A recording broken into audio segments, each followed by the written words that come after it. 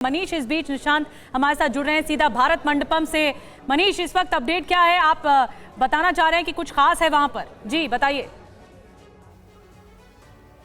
जी हाँ, बिल्कुल निधि। देखिए, ज्वाइंट डिक्लेरेशन आने से पहले जो सबसे अहम सत्र है, यानी G20 का पहला सत्र, जिसे वन अर्थ के नाम से जाना जा रहा है, और उसमें आपने देखा प्रधानमंत्री के संबोधन के बाद सभी मीडिया के कैमरे कर दिया गया था। इस वक्त क्लोज डोर सेशन चल रहा है और जिसमें एक के बाद एक सभी राष्ट्राध्यक्ष अपनी अपनी बात रख रहे हैं, अपना अपना स्टेटमेंट रख रहे हैं। और ये वो सत्र है जिसमें जियोपॉलिटिकल इशू सबसे अधिक हावी रह रहा है, यानी रूस यूक्रेन युद्ध से लेकर दुनिया के वो तमाम क्रिटिकल चुनौती वाले इशू जिसमें आपस में भी कई देशों के बेहद मतभेद हैं। और इसी को भांपते हुए प्रधानमंत्री ने अपने ओपनिंग रिमार्क्स में कहा था कि सबसे बड़ी समस्या आज की तारीख में दुनिया में ट्रस्ट डिफिसिट की है। आप समझ ही सकते हैं कि उन्होंने युद्ध की चर्चा करते हुए जब ट्रस्ट डिफिसिट की बात की थी तो वो इसी वजह से की थी क्योंकि इस वक्त जब बंद कमरे में एक के बाद एक राष्ट्राध्यक्ष अपनी अपनी ओपनिंग रिमार्क्स को रख रहे हैं, अपनी अपनी बातें रख रहे हैं, तो उसमें रूस यूक्रेन समेत तमाम ऐसे जो सबसे सेंसिटिव मैटर्स हैं उनके बारे में हर देश अपना पक्ष रख रहा है। तो सबसे अहम सेशन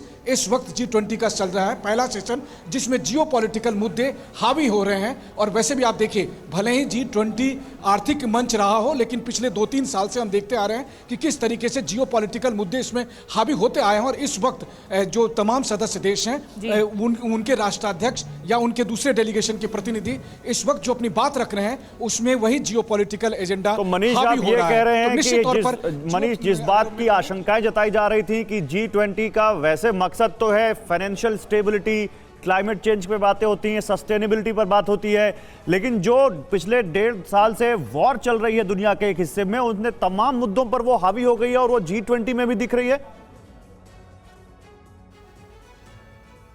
देखिए, वॉर से कोई कैसे अछूता रह सकता है, और फिर अर्थव्यवस्था भी तो वॉर से प्रभावित रही ही है। बस अंतर यही है कि अगर मैं कंपेयर करूं, मान लीजिए पिछले साल जो इंडोनेशिया G20 हुआ था और कि इसमें जेलेंस्की नहीं है, तो सबसे बड़ी बात यह है कि वॉर का एजेंडा किनारे हो गया है। लेकिन हाँ, ये बात है कि अमेरिका हो, ब्रिटेन हो या दूसरे और राष्ट्र हैं, वो सब रूस यूक्रेन युद्ध को इसमें मुख्य धारा में लाना चाहते थे। बहुत हद तक भारत कामयाब हुआ है कि किसी भी तरीके से किसी के। और मनीष, एक बहुत बड़ी बात जो प्रधानमंत्री मोदी ने अपने ओपनिंग कमेंट्स में, अपने संबोधन में कही, वो ये कि इस वक्त जो विश्व है, जो पूरी दुनिया है, वो बड़े संकट में है क्योंकि विश्वास का अभाव है। मैं चाहूंगी अचल जी आप इस पर बोलें, क्योंकि अब हम तेजी से बढ़ रहे हैं, जैसा कि मनीष ने बताया, जॉइंट डिक्लेरेशन की तरफ आगे बढ़ रहे हैं देश। तो ये प्रधानमंत्री के कमेंट्स क्या बताते हैं और कैसे एकता को बढ़ावा देंगे? देखिए, उनका ओपनिंग स्टेटमेंट का अगर आप समाप्त करें तो मैसेज ये है कि ग्लोबल प्रॉब्लम्स के लिए हमें ग्लोबल सॉल्यूशंस ढूंढने हैं, और वो कोई एक कंट्री, इकलौती कंट्री इसका सॉल्यूशंस नहीं ढूंढ सकती। यानी यहाँ जो हमने मंत्र दिया है, सबका साथ, सबका विकास, सबका प्रयास, ये बहुत ज़्यादा रेलेवेंट हो जाता है। इसलिए ज़रूरत ये है कि हम म्यूचुअल डिस्ट्रस्ट से हटकर म्यूचुअल ट्रस्ट की तरफ बढ़ें और फिर म्यूचुअल रिस्पेक्ट, जो उसका नेक्स्ट लेवल आता है। तो जब तक हम सब लोग मिलकर एक साथ इन ग्लोबल सॉल्यूशंस को नहीं ढूंढेंगे तो हम इसी तरह से बटे रहेंगे। और हकीकत यह है कि पिछले कुछ सालों में ग्लोबल पोलराइजेशन इतनी ज़्यादा स्टार्क हो गई है कि आप आइडेंटिफाई कर सकते हैं, और लोग ये भी कह रहे हैं कि हम कोल्ड वॉर एरिया की तरफ जा रहे हैं। आप थोड़ा सा, बिकॉज आपने ये सारी चीज़ें बड़ा क्लोजली देखी हैं, अभी किस तरीके से ये प्रोग्रेस करेंगे? What is the format? Her state head अपने आप कुछ बोलेगा, सबसे पहले टर्न बाय टर्न आएगा, कैसे होगा, कैसे, व्हाट इज़ हैपनिंग इनसाइड अभी? देखिए, यूजुअली ग्राउंड वर्क पहले हो चुका है। 1 साल से जो 3 लेवल पे मीटिंग्स हो रही हैं, आपकी फाइनेंस ट्रैक के अंदर बातचीत हो रही है, ऑलरेडी स्टेटमेंट्स या आउटकम डॉक्यूमेंट्स निकल चुके हैं। तो अभी जैसे ये स्टार्ट हुआ, जब प्राइम मिनिस्टर ने कहा कि अब हमें थोड़ा बात करना होगा, मीडिया बाहर आ गया, तो prime minister is already set the tone. उसके बाद सब अपने आप जो प्लेयर्स हैं, वन बाय वन सभी अपने अपने मत रखेंगे, अपने अपने व्यूज़ रखेंगे, और जॉइंट डिक्लेरेशन पे अलग से बात हो ही रही है। हो सकता है इसके बारे में तो वो जो इतनी सारी मीटिंग्स पहले हुई, जो हमने देखा भारत में अलग अलग जगह पर हुई, अलग अलग लेवल पर मिनिस्टीरियल मीटिंग्स हुई, सेक्रेटरी लेवल पे मीटिंग्स हुई, उसका क्या इस सब में समावेश होगा, उसका रिफ्लेक्शन होगा? एग्जैक्टली, ये जो जॉइंट डिक्लेरेशन है, ये सबका सम टोटल होगी।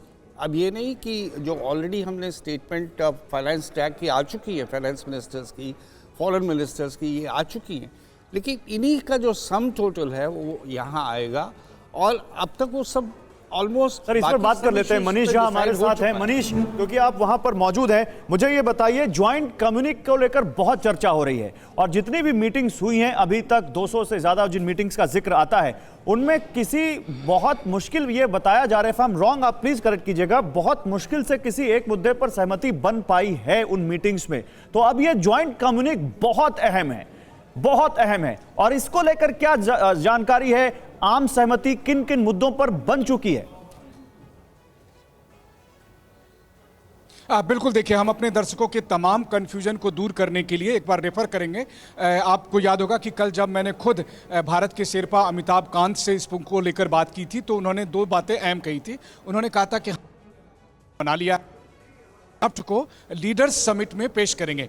तो उस हिसाब से इस वक्त जब G20 का लीडर समिट चल रहा है, यानी सभी राष्ट्राध्यक्षों की बैठक चल रही है, तो तकनीकी तौर पर शेरपा की तरफ से जो बनाया हुआ ड्राफ्ट है उसको ज्वाइंट डिक्लेरेशन का, उसे अब लीडर्स के समिट में पेश कर दिया गया है। दूसरी बात देखिए, ये जो कहा जा रहा है कि तमाम मुद्दों में बातचीत के दरमियान तमाम मुद्दों में मतभेद थे, लेकिन मेरी जानकारी और G20 को कोऑर्डिनेट कर रहे जो भारतीय डेलीगेशन है उससे जो मेरी बात हुई है उसके मुताबिक हम तकरीबन बहुत सारे मुद्दों पर सर्वसम्मति बना चुके हैं। सबसे अहम मुद्दा जो फंसा हुआ है वो है रूस और यूक्रेन का मुद्दा, जिसको लेकर संभावना ये भी हो सकती है कि उस मुद्दे पर ना हाँ ना रहे, यानी कि वो पूरा जो पैराग्राफ है उसको ब्लैंक रख दिया जाए, यानी कि हम ना तो उस मुद्दे पर रूस के साथ या रूस की बात करते हुए दिखें, ना यूक्रेन की बात करते हुए दिखें। अच्छा मनीष, एक बहुत अच्छी बात, यू राइट मनीष, एक बहुत अच्छी बात मैं आपको थोड़ा सा रोकूंगा।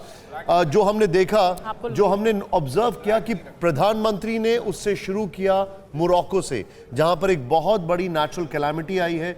अभी जो लेटेस्ट फिगर्स आ रहे हैं वो 300 के ऊपर एक्सीड कर चुके हैं अर्थक्वेक से, 6.8 रिक्टर स्केल पर, और वन अर्थ इसकी थीम है। और उसके बाद उन्होंने ट्रस्ट डेफिसिट, ग्लोबल पेंडेमिक को हराने की बात की। जनरल सुधाकर मेरे साथ हैं, जनरल जीडी बख्शी हमारे साथ हैं। सुधाकर सर, एक कंसेंसस लाने की कोशिश होगी ये कहा जा रहा है, मैं इसका थोड़ा एंटीथीसिस बोलता हूं। क्या जरूरी है कि कंसेंसस आए? एटलीस्ट बात तो कर रहे हैं, ये जरूरी है, क्योंकि कॉन्वर्सेशन ही खत्म हो गया था देशों के बीच में।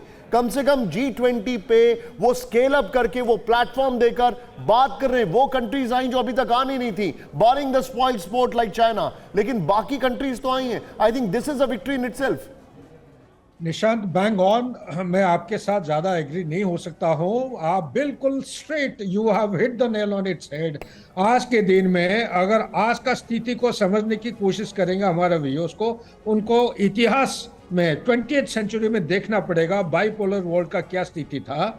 उसके बाद जो यूनिपोलर वर्ल्ड के टाइम में हम सोचते रहे कि super power, there is only one super power. With the declining power multipolarity start हो गया, भेदभाव होने लगे, एक दूसरे का जो नेशनल इंटरेस्ट था ये ज्यादा मशहूर होने लगे, तो ग्लोबल चैलेंजेस को दखल अंदाज करने लगे। आज के दिन में कम से कम हिंदुस्तान एक ऐसा देश है जो सही कदम सही दिशा में लेके सबको इकट्ठा ला के ये बताने की कोशिश करिए कि shared prosperity is the only solution. Dialogue and diplomacy is the only dialogue. जी, You're right. Dialogue, please. और हमारा एंशियंट सिविलाइजेशन, ये भारत देश नहीं है, ये एक सिविलाइजेशन है। 2500 साल की बात नहीं है, 7000 पहले की बात बताइए, वैदिक लिटरेचर की बात बताइए। कोई भी अतिथि देवो भव या वसुधैव कुटुंबकम अभी का नहीं है। You go back in time, democracy कहते हैं, ये सदियों पुराना है। और इसी सिविलाइजेशन के बारे में भी अब सब खुलकर बात करें। जैसा कि आपने कहा, डायलॉग, संवाद बहुत जरूरी है, और ये कॉन्वर्सेशन, ये संवाद, ये इंटरैक्शन, ये ग्लोबल मंच है, तभी जमावड़ा लगा हुआ है ग्लोबल लीडर्स का। हमारे साथ हमारे सहयोगी भी इस वक्त मौजूद हैं जो लगातार अपडेट कर रहे हैं कि इस वक्त क्या हो रहा है। 11:18 हो रहे हैं सुबह के, और पहला सत्र जो है वो वन अर्थ इसमें थीम है। आनंद प्रकाश पांडे जुड़ चुके हैं। आनंद, इस वक्त क्या हो रहा है, बताइए तेजी से। जी देखिए, अब बंद कमरे में जो तमाम राष्ट्राध्यक्ष आए हुए हैं वो अपनी अपनी बात रख रहे हैं, अपने अपने हित की बात रख रहे हैं, और साथ ही साथ G20 को और कैसे आगे बढ़ाना, किन किन मुद्दों को लेकर आगे बढ़ना है, क्योंकि पूरी दुनिया की निगाहें इस G20 की बैठक पे और जो डिक्लेरेशन आने वाला कम्युनिक आने वाला है लगी। ऐसे में सभी जो देश हैं वो अपने अपने हित की बात कर रहे हैं।